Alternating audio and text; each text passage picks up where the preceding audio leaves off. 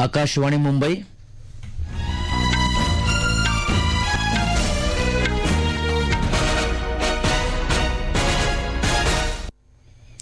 अभय धुमाळ बातम्या देत आहे. ठळक बातम्या. उष्णतेच्या लाटेचा कर्मचारी आणि मजुरांना फटका बसू नये यासाठी खबरदारी घेण्याच्या केंद्र सरकारच्या सूचना. भरड धान्यात संशोधनासाठी भारतानं मांडलेल्या महर्षी प्रस्तावाला G20 देशांचा पाठिंबा. कर्मचारी निवड आयोगातर्फे घेतल्या जाणाऱ्या विविध परीक्षा मराठीसह इतर प्रादेशिक भाषांमध्ये होणार. आणि सुदानमध्ये जखमी सैनिक आणि नागरिकांना सुरक्षितपणे प्रवास करता यावा यासाठी 1 दिवसाचा युद्धविराम. विविध क्षेत्रात काम करणारे कर्मचारी आणि मजुरांना उष्णतेच्या लाटेचा फटका बसू नये यासाठी प्रभावी व्यवस्थापन आणि पूर्वतयारीची खातरजमा करण्याच्या सूचना केंद्रीय कामगार आणि रोजगार मंत्रालयानं सर्व राज्य आणि केंद्रशासित प्रदेशांना दिल्या आहेत. याबाबतचं पत्र केंद्रीय कामगार सचिव आरती आहुजा यांनी सर्व राज्य आणि केंद्रशासित प्रदेशांच्या मुख्य सचिवांना पाठवलं आहे. उष्ण हवेचा विपरीत परिणाम टाळण्यासाठी आवश्यक ती पावलं उचलायचे निर्देश नियोक्ते, बांधकाम कंपन्या, उद्योगांना द्यावेत असं या पत्रात म्हटलं आहे. कर्मचारी आणि मजुरांच्या कामाच्या तासांचं फेरनियोजन, कामाच्या ठिकाणी पिण्याच्या पाण्याची पुरेशी सुविधा उपलब्ध करून देणं, बांधकाम मजुरांसाठी उष्णतेचा त्रास टाळण्यासाठी लागणारी साधनं, बर्फ यांची व्यवस्था तसंच कामगारांच्या नियमित आरोग्य तपासणीसाठी आरोग्य विभागाशी समन्वय अशा विविध उपाययोजनांची यादी या पत्रात दिली आहे.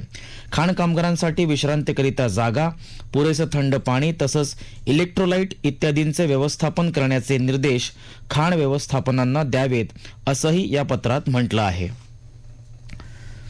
भरड धान्यात संशोधनासाठी भारतानं मांडलेल्या प्रस्तावाला G20 देशांनी आणि आंतरराष्ट्रीय संघटनांनी पाठिंबा दिला आहे. त्याबरोबर कृषी विज्ञान केंद्राद्वारे शेतकऱ्यांना दिल्या जाणाऱ्या विस्तार सेवेकरिता सहकार्य करण्यात स्वारस्य दाखवलं आहे.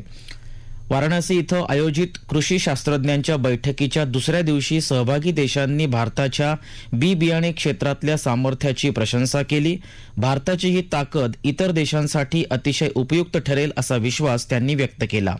या बैठकीत आज डिजिटल शेती आणि शाश्वत कृषी मूल्यांसाठी तसंच कृषी संशोधन आणि विकासात सरकारी खासगी भागीदारी या विषयांवर चर्चा झाली. या दरम्यान भारत आणि फ्रान्स यांच्यात द्विपक्षीय बैठक झाली.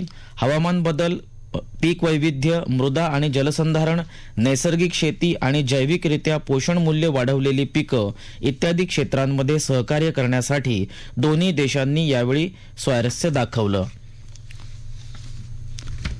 राष्ट्रवादी काँग्रेसमध्ये मी आहे आणि राष्ट्रवादी काँग्रेसमध्येच राहणार असल्याचं सांगत राष्ट्रवादीचे नेते आणि विधानसभेचे विरोधी पक्षनेते अजित पवार यांनी इतर सर्व चर्चांना विराम दिला. मुंबईत ते आज वार्ताहरांशी बोलत होते. आपण जे काही सातत्याने माझ्याबद्दलच्या बातम्या पसरवताय किंवा दाखवताय, मी आपल्याला सांगेन की त्याच्यामध्ये यत्किंचितही तथ्य नाही. तुम्ही जे दाखवलेले 40 आमदारांच्या सह्या घेतल्या, असं काही आमदारांच्या सह्या घेण्याचं कारण नाही. आम्ही सगळेजण राष्ट्रवादी काँग्रेस पक्षाचेच आहोत, राष्ट्रवादी काँग्रेस पक्षातच राहणार आहोत. त्याच्यामुळं या बातम्यांना कुठल्याही प्रकारचा आधार नाही. त्याच्यामुळं काही वेगवेगळ्या चॅनलमध्ये इतर राजकीय पक्षाचे लोक देखील त्यांचं मत व्यक्त करतात. त्यांनी तर काय व्यक्त करावं, वेगवेगळ्या राजकीय पक्षाचा तो त्यांचा अधिकार आहे. राज्यकर्त्यांचं अपयश लपवण्यासाठी आपल्याला जाणीवपूर्वक लक्ष केलं जात आहे, त्यामुळे आपण उद्विग्न आहोत असंही ते म्हणाले. अवकाळी पावसानं केलेलं नुकसान, महागाई ते रखडलेली कांदा खरेदी इत्यादी गोष्टी हाताळण्यात सरकारला आलेल्या अपयशावरून जनतेचं लक्ष दूर करण्यासाठी आपला पक्ष सोडण्याबाबतच्या चर्चा केल्या जात आहेत असा आरोप त्यांनी यावेळी केला.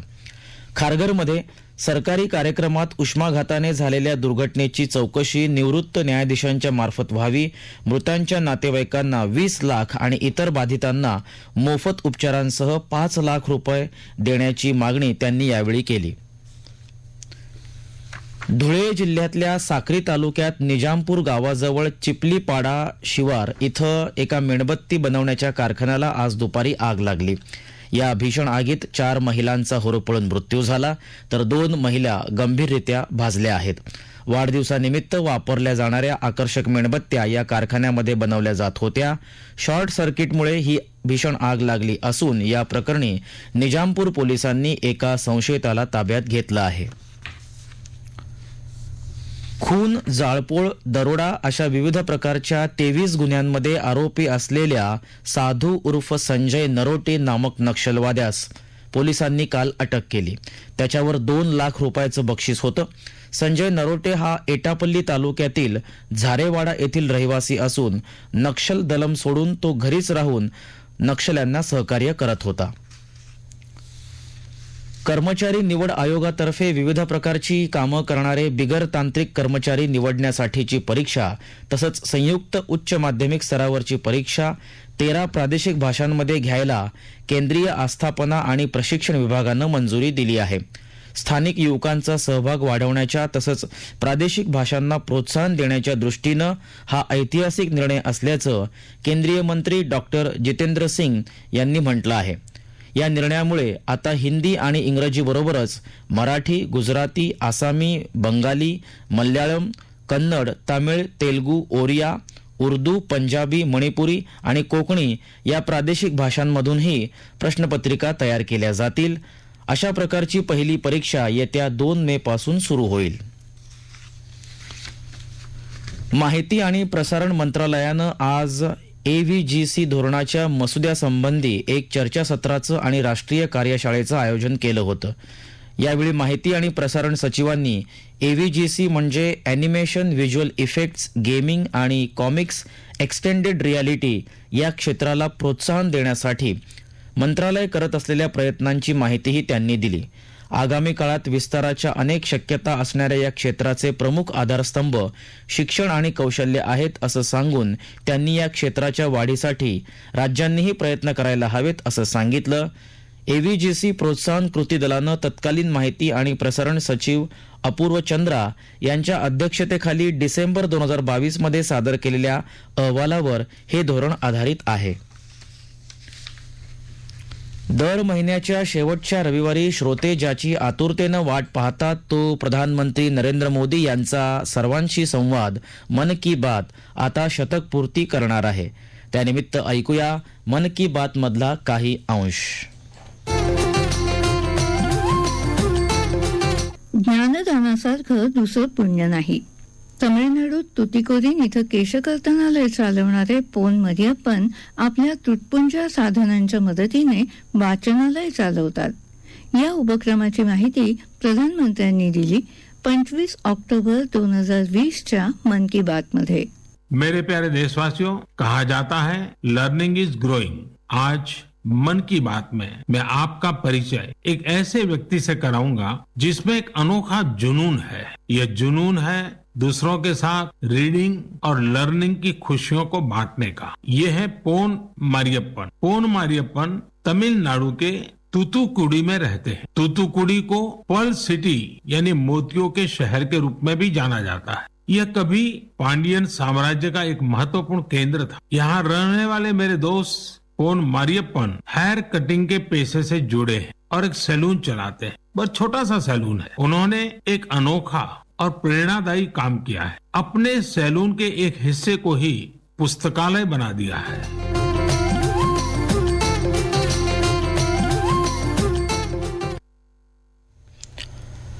या राष्ट्रीय बातम्या आकाशवाणीच्या मुंबई केंद्रावरून देत आहोत.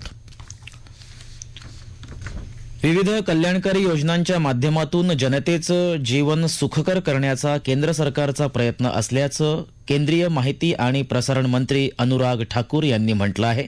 ते महाराष्ट्रातल्या 4 लोकसभा मतदारसंघाच्या दौऱ्यावर आले असता पालघर इथं बोलत होते. वसई विरार महापालिकेच्या कामकाजाचा आढावा त्यांनी घेतला. यावेळी त्यांनी शहरातल्या पायाभूत सुविधा आणि इमारतींच्या परिस्थितीवर नाराजी व्यक्त केली. स्वनिधी योजनेचे अर्ज नाकारले जात असल्याबद्दलही त्यांनी नाराजी व्यक्त केली. विविध सरकारी योजनांच्या कामाच्या प्रगतीची सद्यस्थिती सांगण्याचं आवाहन त्यांनी उपस्थित अधिकाऱ्यांना केलं. वसई आणि विरारमधले बहुतांश रहिवासी दररोज मुंबईत प्रवास करतात.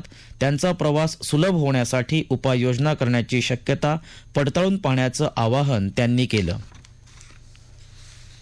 घर खरेदी करणाऱ्यांसाठीच्या करारपत्राचा आदर्श नमुना खरेदी प्रक्रियेत सुसूत्रता आणण्यासाठी तसंच ग्राहकांच्या हितसंरक्षणासाठी उपयुक्त ठरेल असा विश्वास केंद्रीय ग्राहक व्यवहार सचिव रोहित कुमार सिंग यांनी व्यक्त केला आहे. ते आज मुंबईत बांधकाम क्षेत्राशी संबंधित तक्रारींचं प्रभावीरित्या निराकरण कसं करावं या विषयावर आयोजित गोलमेज परिषदेत बोलत होते.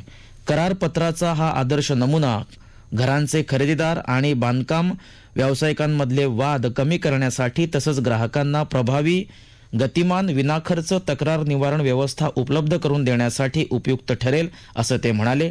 2019च्या ग्राहक संरक्षण कायद्याची वैशिष्ट्य त्यांनी अधोरेखित केली. या कायद्यान्वये घराचं बांधकाम ही सेवा तर विकासक हा उत्पादन विक्रेता ठरवला आहे.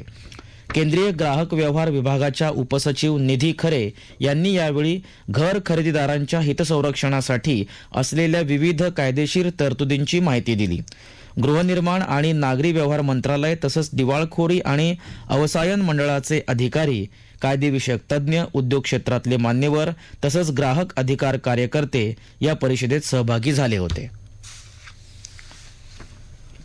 केंद्र सरकारनं आज प्राणी जन्म नियंत्रण नियम 2023 अधिसूचना जारी केला आहे.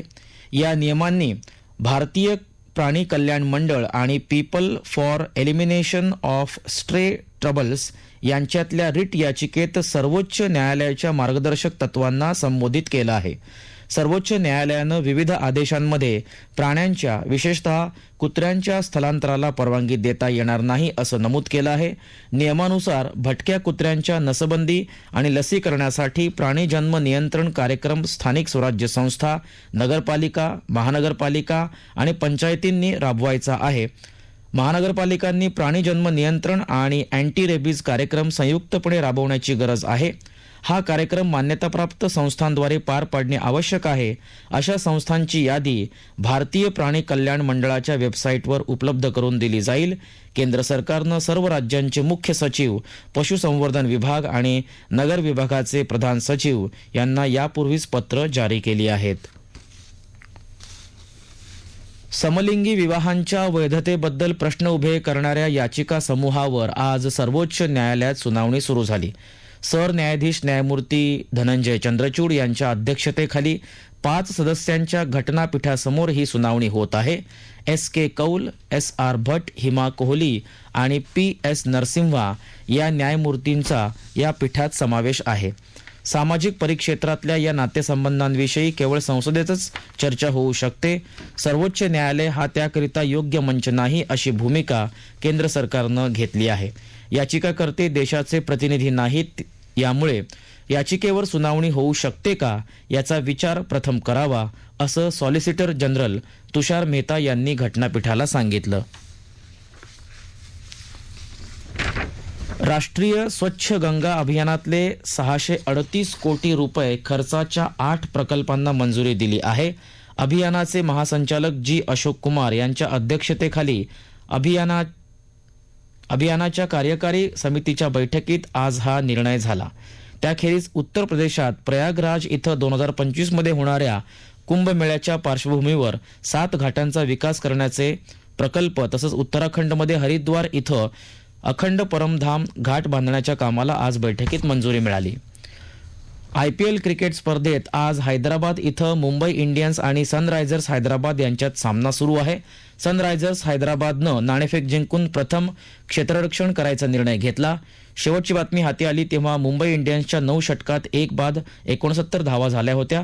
रोहित शर्मानं आज IPL क्रिकेट स्पर्धेतला 6000 धावा पूर्ण केल्या. 232 सामन्यांमध्ये त्यानं हा टप्पा ओलांडला आहे. ठळक बातम्या पुन्हा एकदा. उष्णतेच्या लाटेचा कर्मचारी आणि मजुरांना फटका बसू नये यासाठी खबरदारी घेण्याच्या केंद्र सरकारच्या सूचना. भरड धान्यात संशोधनासाठी भारतानं मांडलेल्या महर्षी प्रस्तावाला G20 देशांचा पाठिंबा. कर्मचारी निवड आयोगातर्फे घेतल्या जाणाऱ्या विविध परीक्षा मराठीसह इतर प्रादेशिक भाषांमध्येही होणार. आणि सुदानमध्ये जखमी सैनिक आणि नागरिकांना सुरक्षितपणे प्रवास करता यावा यासाठी 1 दिवसाचा युद्धविराम. याबरोबरच आकाशवाणी मुंबई केंद्रावरचं हे राष्ट्रीय बातमीपत्र संपलं. नमस्कार.